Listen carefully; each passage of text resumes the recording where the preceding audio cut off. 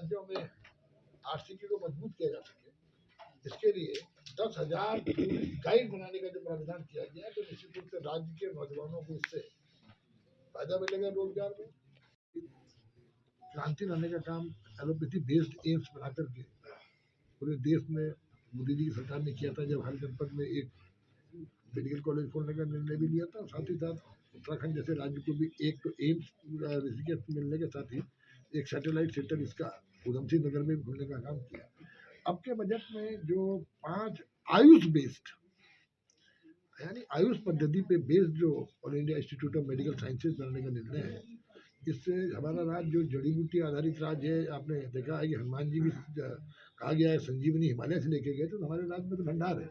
तो आयुष उद्योग को इससे बहुत बड़ा फायदा मिलेगा। किसान को जो जड़ी बूटी की खेती के माध्यम से उसके उत्पाद को एक बाजार भी मिलेगा, और नई नई इसमें क्योंकि ये एम्स बेस्ड है, तो आयुष बेस्ड रिसर्च भी इससे निकलेगी, जिससे कि आयुष सेक्टर से किस तरह लोगों की जीवन को बचाने के काम हो सके। तो इसका बहुत बड़ा फायदा इन आयुष के जो 5 केंद्र हैं, क्योंकि हमारे राज्य में हमने हरिद्वार में गुरुकुल कॉलेज जो हमारा कॉलेज है उसको प्रस्तावित भी किया, और मुझे पूरा विश्वास है कि वो हमारा इसमें शामिल होगा और इस राज्य में संभावनाएं बलवती होगी, चाहे वो जड़ी बूटी की खेती की हो, जड़ी बूटी बेस्ड उद्योग की हो, ये इससे फायदा मिलेगा। सेमीकंडक्टर 2.0 की आपने बात करी, उससे उत्तराखंड को फायदा होगा? निश्चित रूप से देखिए, उत्तराखंड आज तकनीक के क्षेत्र में आप देख रहे हैं कि उत्तराखंड के अंदर टेक्नोलॉजी में हम लोग लगातार आगे बढ़ रहे हैं, और इस सेमीकंडक्टर उत्पादन के माध्यम से हमारे नौजवानों को जहाँ उनकी एक जो अंदर उनके अंदर पोटेंशियल है उसको एक्सप्लोर करने का अवसर मिलेगा। वहाँ निश्चित रूप से आर्थिक दृष्टि से भी सेमीकंडक्टर 2.0 के द्वारा हम उनकी आर्थिकी भी मजबूत होगी।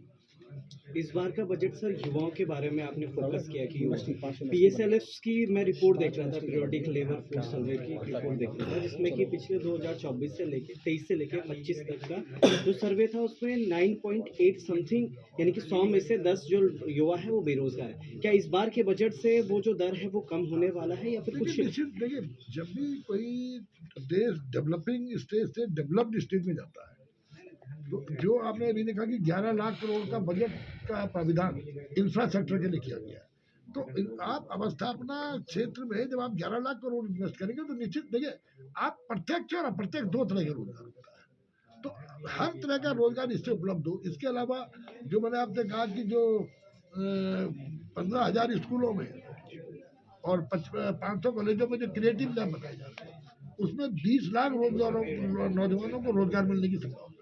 11,000 के आसपास हम लोग टूरिज्म में सेक्टर के लिए किस तरह से बच्चे आगे आकर के अपनी आजीविका चलाए, गाइड का परीक्षण देने का प्रावधान इसमें किया। 11,000 आप समझते हैं, जब गाइड आता है तो गाइड के साथ साथ रोजगार कहाँ मिलता है? आज गवर्नमेंट में गाइड, उसके अलावा सफारी, जब जितना आदमी आएगा उस सफारी के माध्यम से जिप्सी चालक के अलावा होटल इंडस्ट्री के अलावा जो आदमी घूमता टहलता है, इस तरह लोकल लेवल के रेस्टोरेंट, तो ये रोजगार कई तरह से मल्टीप्लाई होता है। एक अगर आपने कोई एक चीज बना दी तो कई सेक्टरों में उससे रोजगार आता है, उससे कहीं ना कहीं केवल एक व्यक्ति को रोजगार नहीं मिलता, काफी एक समुदाय को भी रोजगार मिलने में इस तरह की चीजें काम आती है। तो जिस तरह रेलवे नेटवर्क है, आप देखेंगे नए रेलवे स्टेशन बनेंगे, रेलवे स्टेशन बनने के बाद निश्चित रूप से नया मार्केट डेवलप होगा। जो टियर 2 और टियर 3 की गई है शहरों के डेवलपमेंट की बातें, निश्चित रूप से हमारे हल्द्वानी और तमाम हरिद्वार जैसे तमाम हमारे यहाँ के शहर हैं जो टियर 2 में हैं, इनके अंदर अवस्थापना सुविधाएं बढ़ेंगी। टियर 3 जैसे शहरों में जो हम शहर के अंदर एक उत्पाद को उनके कोई भी एक पहचान को जो रूप देने का विचार है, सपोज आप देखते हैं कहीं त्रिजुगी नारायण, आज आप देख रहे हैं त्रिजुगी नारायण इतना स्टेब्लिश नाम है कि पूरे देश दुनिया के लोग त्रिजुगी नारायण में आके शादी कर रहे हैं और वहाँ के आसपास के लोगों की आजीविका बढ़ा रहा है। तो ऐसे हर शहर को एक डेस्टिनेशन बनाने का निर्णय, इससे निश्चित रूप से उत्तराखंड जैसे राज्य में जिसकी एक्सेस आज हिंदुस्तान में पर्वतीय राज्यों में सबसे बढ़िया एक्सेस है, हमारी कनेक्टिविटी आज देश के अंदर आप देखेंगे तो सबसे आसान कनेक्टिविटी, सबसे बेहतर कनेक्टिविटी उत्तराखंड राज्य की। और जिस तरह अब जौलीग्रांट का एयरपोर्ट हमारा इंटरनेशनल एयरपोर्ट बनने जा रहा है, तो इससे मैं समझता हूँ और ज़्यादा संभावनाएं यहाँ पे एक्सप्लोर होंगे। और हमारे राज्य जिस राज्य में उस राज्य की जनसंख्या से 500% ज़्यादा तीर्थ यात्री आता हो, जिस राज्य में पहले एक बात चलती थी कि ये राज्य 4 महीने का टूरिज्म है, जिस राज्य फिर उसके बाद आया कि वीकेंड टूरिज्म चला, लेकिन आज हर रोज का जो टूरिज्म हमारे राज्य में हुआ एक शीतकालीन टूरिज्म जो प्रधानमंत्री जी की एक परिकल्पना थी, उस पर यहाँ पर राज्य में शुरू हुआ। आज आप कैंची धाम में देखिए किस तरह से टूरिस्ट को किस मात्रा में जा रहे हैं। तो आज इसी तरह ऐसे हर शहर के अंदर कुछ ना कुछ पौराणिक चीजें हैं जिनको स्थापित करके हम उस शहर की आजीविका से उसको जोड़ करके उस शहर को एक डेस्टिनेशन के रूप में विकसित करके, तो इसमें बजट में जो प्रावधान किया गया ये उत्तराखंड जैसे राज्य को निश्चित रूप से बहुत मदद करता है। आपने आयुष्मान की भी बात करी, वाकई में एक काबिल तारीफ एक योजना रही है ये भारत सरकार के लिए, खासकर उत्तराखंड में काफ़ी ज़्यादा दिक्कतों का सामना। मगर सर इसमें कई बार जो मरीज है वो काफ़ी ज़्यादा परेशान हो जाता है, क्योंकि हॉस्पिटल में जहाँ आयुष्मान है वहाँ लंबी लंबी लाइनें लगी रहती है। उनसे पूछा जाता तो कहते हैं कि हमारे सर्वर बहुत ज़्यादा डाउन है, यहाँ पर हम कर नहीं पाएंगे, यहाँ पे हमारे पास ज़्यादा स्लॉट्स नहीं है, इसलिए बहुत लंबी लाइन। क्या इस बार के इस बजट में, क्योंकि आयुष्मान की बात करी आपने, स्वास्थ्य को लेकर बात करी, इस बार कुछ बदलाव होगा या फिर कुछ बढ़ोतरी होगी इनको? क्योंकि वहाँ पे कहा जाता है कि भाई आप आयुष्मान में हो तो फिर आप अपने पेशेंट को यहाँ पे लाओ, और पेशेंट वहाँ पे लाने लायक होता भी नहीं। देखिए ऐसा है, थोड़ा सा आपको इस बारे में थोड़ा ये देखना पड़ेगा। आयुष्मान योजना में जो भारत सरकार की जो योजना है उसमें बिलो पॉवर्टी लाइन, यानी जो गरीबी की रेखा के नीचे बीपीएल श्रेणी के लोग हैं और दूसरी कैटेगरी अंत्योदय की कैटेगरी है, उनको कोई परेशानी कहीं नहीं होती खड़े होने में, क्योंकि वो बहुत ज़्यादा संख्या नहीं है। क्योंकि हमारे राज्य ने एक कदम आगे बढ़ के इस राज्य के हर नागरिक को जो आयकर दाता नहीं है उसको अटल मान आयुष्मान योजना ला करके उसके अंदर उसको भी सुविधा देने का निर्णय लिया। तो इस राज्य में मैं समझता हूँ हर व्यक्ति इससे कवर्ड है। तो वो परेशानी जरूर आती है कि जब सब व्यक्ति कवर्ड है तो हर आदमी आयुष्मान के इलाज में जाता है, तो कहीं ना कहीं दिक्कत आती है। लेकिन मैं समझता हूँ इसके लिए कोई मैकेनिज्म बना दिया जाए। जी, सरकारी विद्यालयों में जो क्रिएटिव लैब्स की आप बात कर रहे हैं, लेकिन उसके बावजूद भी अभी बेसिक एमिनिटीज नहीं दे पा रहे हैं। देखिए बेसिक मैंने आपसे कहा पहाड़ों की बात। हाँ, आप ये देखिए, इसीलिए सरकार एक क्लस्टर कंसेप्ट पे काम कर रही है।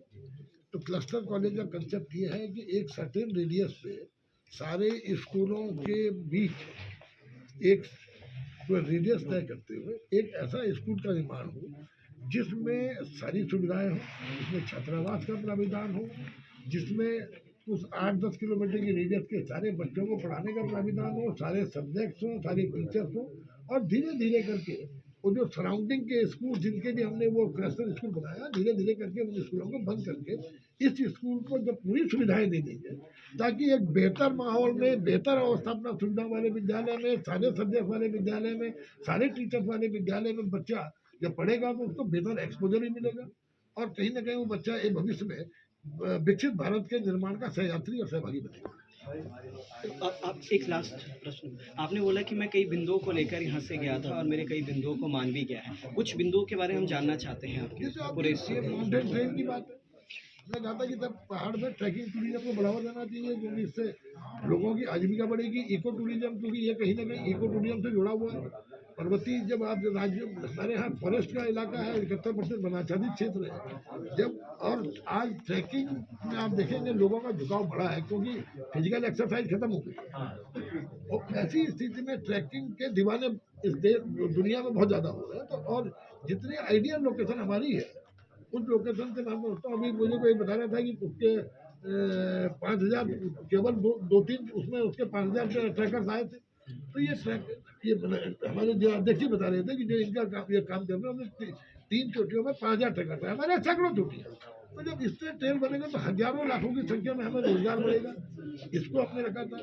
पर्वतीय राज्यों के लिए रेल सुविधा को किस तरह मजबूत किया जाए, रोड कनेक्टिविटी मजबूत की जाए ताकि हमारे यहाँ पलायन। और दूसरा मैंने कहा था कि हम अपने नगरों को, हमने देहरादून को स्मार्ट सिटी बना दिया, लेकिन हमारे जो बाकी नगर है अगर इनको व्यवस्थापना सुविधाएं नहीं देंगे तो धीरे धीरे लोग पलायन करेंगे। तो मैंने ये कहा था कि हमको चाहिए कि हम इस राज्य में बॉर्डर डिस्ट्रिक्ट जो हमारे नगर है इनको अवस्थापना सुविधाएं दें, ताकि अवस्था सुविधाएं जब हमको दूर इलाके में मिलेगी, शहरी क्षेत्र उसका अर्बनाइजेशन करेंगे, ग्रामीण क्षेत्र में एक शहरीकरण करने का काम करेंगे, तो वहाँ का व्यक्ति वही प्लान करेगा। तो उस कंसेप्ट को इसमें स्वीकार किया गया है।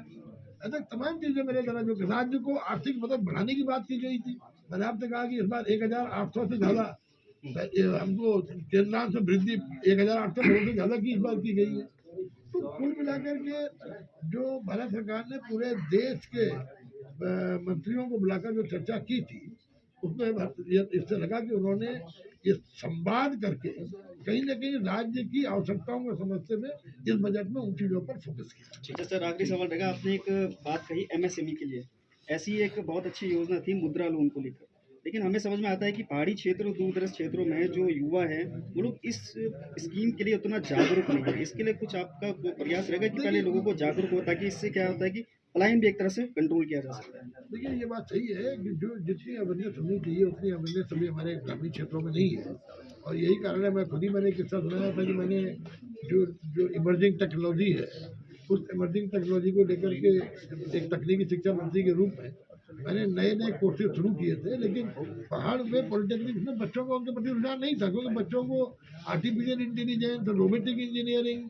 डेटाबेस इंजीनियरिंग प्लस आपका ये गेमिंग एंड एनिमेशन इसकी जानकारी न होने से वो भी बार बार स्वयं मुझसे लड़कियों ने कहा कि नहीं साहब हमें इलेक्ट्रिकल चाहिए। तो ये इसीलिए हम लोगों ने ये भी निर्णय लिया कि हम 11वीं 12वीं के बच्चों को समर वेकेशन में स्किल्ड करने का काम करेंगे, ताकि उनकी जानकारी बढ़े और बड़ी बड़ी जानकारी के साथ साथ वो आगे बढ़े। और जो तो आपने अभी बात की जानकारी न होना, इसमें एक और प्राविधान किया हुआ है इस बजट में, दस्तावेजों का डिजिटलाइजेशन का। और हमारा राज्य जहाँ दस्तावेज जब डिजिटलाइज होंगे तो देश दुनिया के लोगों को जानकारी मिल पाएगी कि हमारे यहाँ क्या क्या चीजें हैं, ताकि उनकी उत्सुकता बढ़ेगी और हमारे यहाँ टूरिज्म मेरे ख्याल से और ज्यादा बढ़ेगा। तो डिजिटल दस्तावेज करने का निर्णय इस बजट में हमारे ऐसे राज्यों को बहुत मदद करने का काम करेगा, ये मेरा मानना है। चलो।